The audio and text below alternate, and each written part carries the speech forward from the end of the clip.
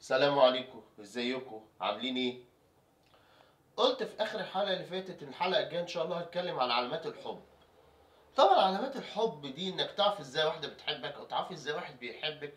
ده كلام مالي مواقع النت، مواقع كتير، فانا طبعا مش هتكلم في الحاجه دي، بس دي هي بدايه الكلام، وبعد كده هتكلم عن الثغرات اللي ممكن تاخد منها الضربه وتبقى عندك ازمه نفسيه بسببها. طب ايه علامات الحب؟ يعني انت عايز تعرف ازاي واحده بتحبك، كلام هقوله متكرر كتير في مواقع النت. اول حاجه لغة الجسم اللي بتتكلم معاها دي بتكون مكسوفة منك، بتحس يعني ساعات كتير بتكون مكسوفة منك. ساعات البنت عشان تفهم واحد انها بتحبه بيكون بيحمر خدودها شوية. لأن أصلا الإنسان لما يكون في حالة حب مع واحد بيكون بكل بساطة كده بيبقى عندها حالة انفعال. الانفعال ده ليه مظاهر فسيولوجية، منها ارتفاع ضربات القلب وإن الدم بيطلع فالخدود بتحمر. دي أول علامة من علامات لغة الجسد. تاني حاجة هي لما بتقف قدامك تبقى مربعة ايدها، قافلة جسمها ناحيتك ولا فاتحة جسمها. دي نقطة تانية. النقطة التالتة لما بتكون قاعدة قدامك بيكون في حاجة بينكم، يعني بتحط شنطة في وشك مثلا.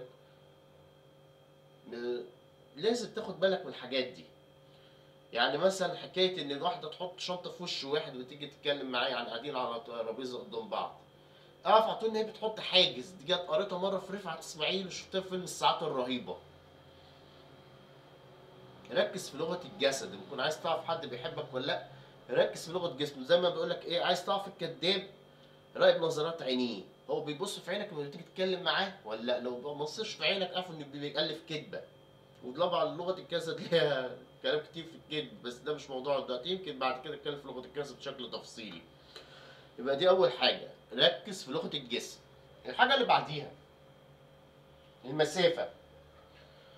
حاول بتلاحظ لما بتتكلم معاه بتاخد مسافه منك ولا بتحس انها بتقرب منك كل شويه. ركز في النقطة دي، انك بتلاقي قدامك كتير اكتر من مرة وبتلاحظ ان المسافة بينكم بتقل. ده تقريبا لغة رغبة في لفت الانتباه. غير كده الصوت، لما تيجي تتكلم معاها بتحس ان هي بتتكلم معاك بصوت كويس، صوت واطي كده ورقيق، ولا بتتكلم معاك بصوت يعني في تنفير شوية، في زعيق.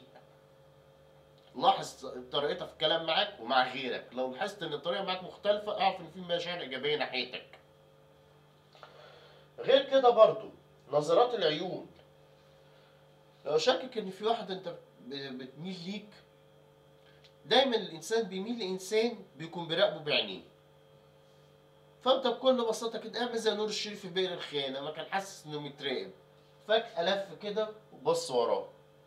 لو حاسس انها بتميل لك وانت ماشي قدامها، حاول تتلكك بقيه الكيكه ولف فجاه وشوفها وراك بتبص ناحيتك ولا لا.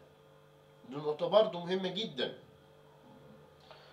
غير كده برضه الغيره.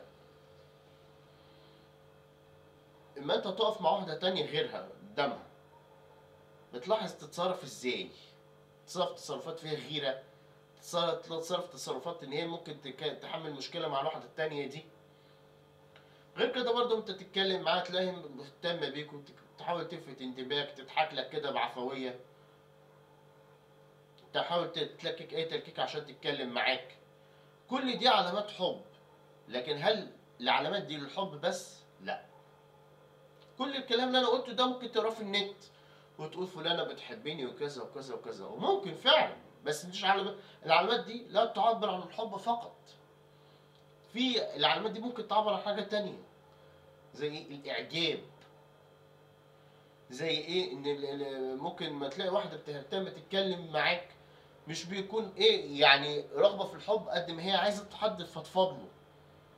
فالنقطة اللي عايز أنبه ليها، راعي السياق، راعي الحالة النفسية للبنت اللي أنت بتتعامل معاها.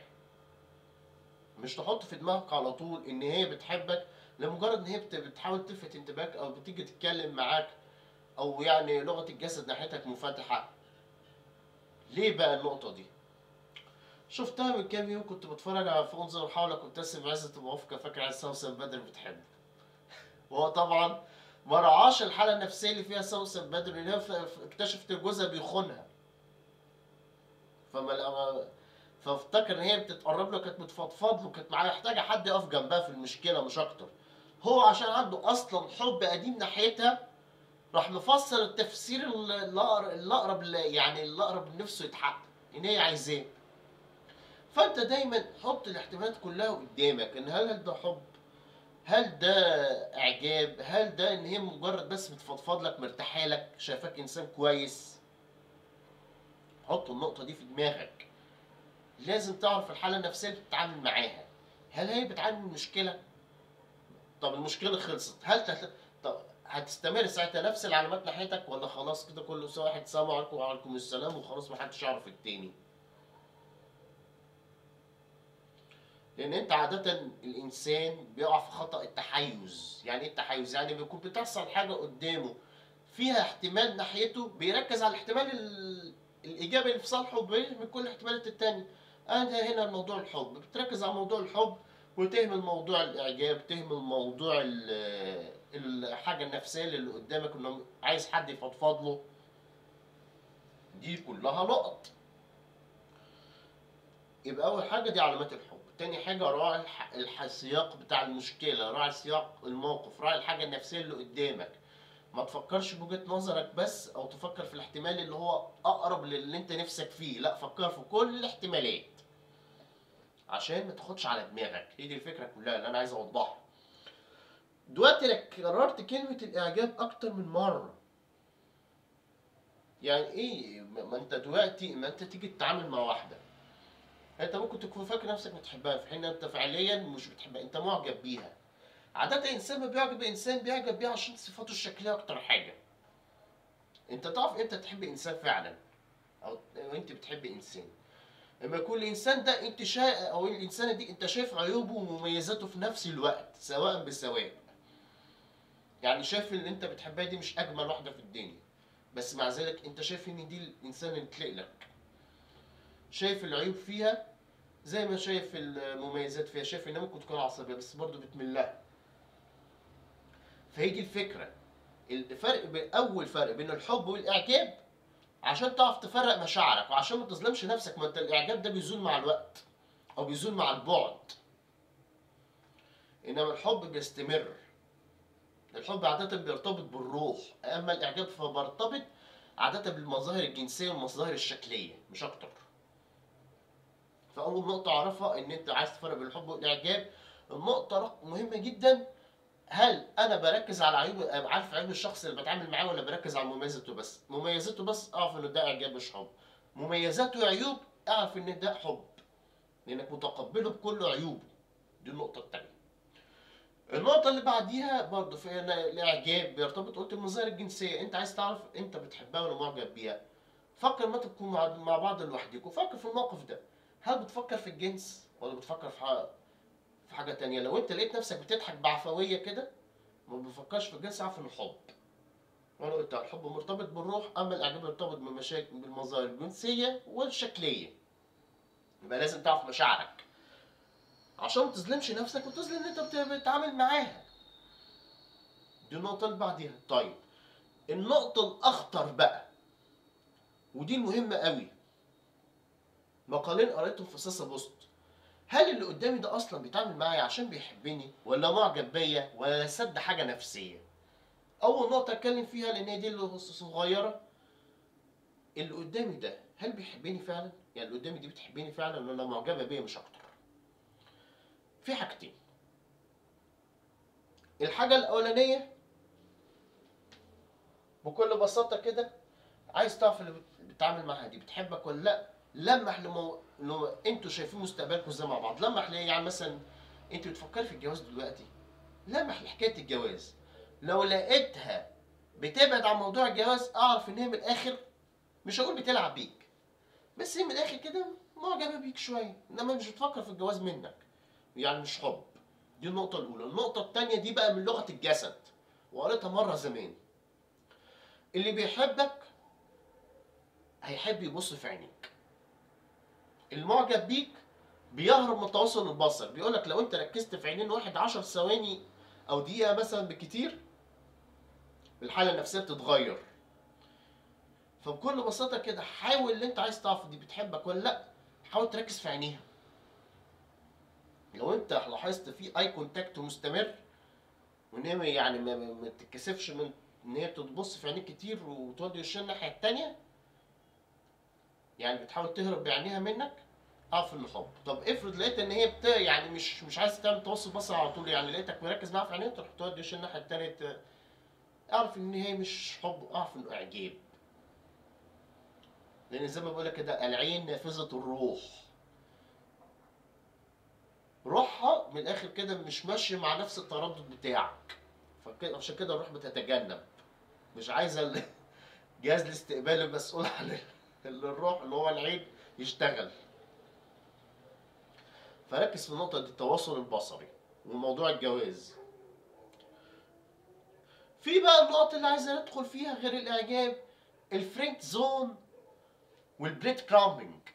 يعني فريند زون بريد كرامبنج هم مصطلحين قريتهم في مقالين منفصلين عن اللي بتلعب بيك الفريند زون، او اللي انت بتلعب بيها البريد كرامبنج. يعني الانثى فريند زون، واحده بتلعب بيك بتسميها فريند زون، واحد بيلعب بيكي اسمه بريد كرامبنج. يعني ايه بريد كرامبنج؟ يعني فتات الخبز، الذي يفت الخبز باسنانه يقطم الخبز. تلاقي واحد مثلا مصاحبك على الواتس او على الفيس، كل شويه يعمل لك لايكات، يكلمك، وبعد كده ايه يبعد شويه. هو من الاخر هو مش عايز يحبك، هو من الاخر بيحس باحترام نفسه جدا، بيفتخر بنفسه جدا اما يلاقي البنات ايه بتلف حواليه، رابط احترامه لنفسه بايه؟ بالقبول من الجنس الاخر بقوه. يعني واحد مش يعني من الاخر بيحب يتسلى. البريد كرامبك بيقول لك تعرفيه ازاي؟ في المقال بتاع ساسا بوست، يهتم شويه ويبعد، يهتم شويه يهتم بيك لحد ما تتكلميه وتيجي ناحيته جامد، وبعد كده اما يلاقيك خلاص رحت ناحيته يبعد عنك، يلاحظ ان انت بعدت ومبقتش بتتواصلي معاه زي الاول، يروح يرجع يعلقك بيه تاني. وكان مطبقه على الواتس والفيسبوك، يعلقك بيه تاني، يعمل لك لايكات واهتمامات كده، وبعد كده يلاقيك اهتميتي بيه يروح راجع.